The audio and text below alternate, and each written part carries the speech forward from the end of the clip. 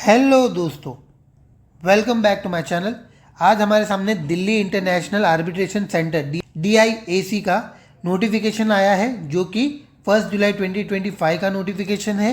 Advertisement for the post of law researcher, position है law researcher का। Total 3 post यहाँ पे दी गई है और सैलरी होगा आपका 65,000 रुपीज़। ठीक है, पर मंथ 65,000 रुपीज़ है।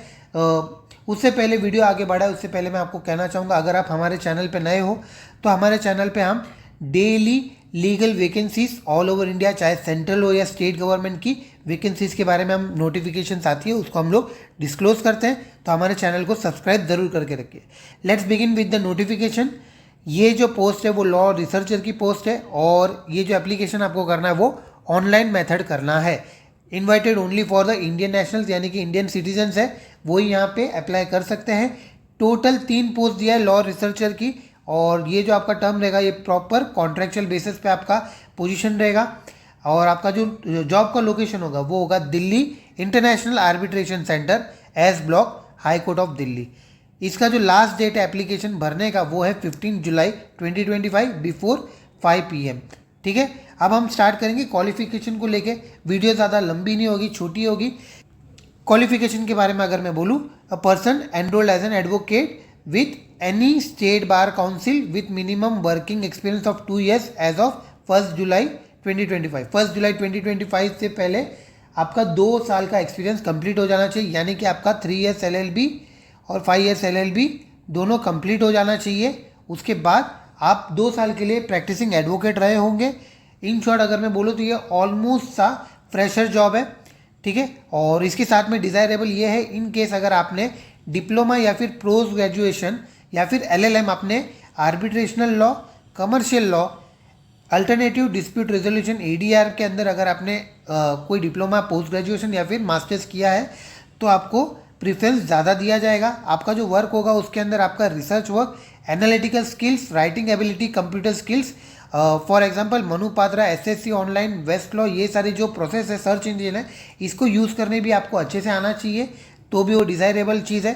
प्लस यहाँ पे एज लिमिट के बारे में बात किया तो आपका एज 27 से कम रहेगा एज ऑफ 1 जुलाई 2025 से पहले। अगर आप 27 से कम एज के हो तो आप यहाँ पे अप्लाई कर सकते हो। आपका जो सैलरी है जो उसको उन्होंने अच्छे से मेंशन किया, that is 65,000 rupees per month.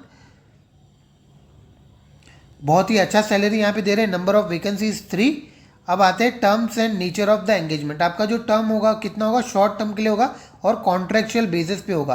Period क्या होगा, 6 मंथ के लिए रहेगा।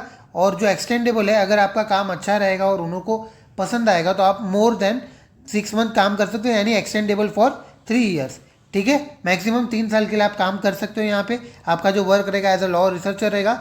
और इन केस अगर आप प्री मैच्योरली यहाँ पे इस जॉब को छोड़ना चाहते हो तो आपको 1 मंथ का प्रायर नोटिस देना पड़ेगा राइटिंग में कोऑर्डिनेटर को, फिर आप इस जॉब को छोड़ सकते हो। ठीक है, इसके बाद अगर हम बात करें तो जो एप्लीकेशन के बारे में बात करें, एप्लीकेशन आपको सिर्फ ऑनलाइन मोड में करना है। एप्लीकेशन का जो सबमिशन डेट है वो 1 जुलाई से स्टार्ट हो गया है। आज 10 जुलाई है, स्टिल वी हैव 5 days। 15 जुलाई 2025 शाम को 5 बजे से पहले आप यहाँ पे ऑनलाइन एप्लीकेशन सबमिट कर सकते हो। एप्लीकेशन करने के बाद आपका जो इंटरव्यू होगा, आपका जो इंटरव्यू के लिए बुलाया जाएगा, इंटरव्यू आपका किसके बेस पे आपका सिलेक्शन होगा, तो दैट इज करिकुलम के बेस पे आपके मार्कशीट और सब आपका रिकॉर्ड देखा जाएगा और उसके बाद आपको इंटरव्यू के लिए बुलाया जाएगा। इंटरव्यू का जो नोटिफिकेशन होगा वो वेबसाइट के ऊपर दिया गया है। वेबसाइट का लिंक मैंने यहाँ पे मेंशन किया है। वेबसाइट पे आपको चेक करना है, अगर वेबसाइट पे आपका नाम है तो आपको इंटरव्यू के लिए जाना है। ठीक है, ग्राउंड्स ऑफ डिस्क्वालिफिकेशन वैसे तो दिया नहीं जाता, लेकिन इस नोटिफिकेशन में दिया है, जैसे कि जो भी कैंडिडेट है वो कहीं और किसी और जॉब में अपॉइंटेड नहीं होना चाहिए, उसके अगेंस्ट कोई भी क्रिमिनल केस नहीं होना चाहिए, चाहे पेंडिंग या किसी केस में कन्विक्टेड हो चुका रहेगा तो भी वो यहाँ पे डिस्क्वालीफाई हो जाएगा। Candidate must not face any disciplinary proceeding before the Bar council of India और bar council of any state और एनी अदर अथॉरिटी। किसी के सामने उसका डिसिप्लिनरी प्रोसीडिंग भी नहीं चलना चाहिए। तो इस तरह से ये रहेगा पूरा हमारा कोर्स। उसके बाद अगर मैं बात करूँ तो जनरल इंस्ट्रक्शन है, आपका जो क्राइटेरिया, आपका जो नोटिफिकेशन है उसको आपको फुल्ली आप एलिजिबल रहोगे तो ही आप यहाँ पे क्या करोगे, फॉर्म फिल करोगे।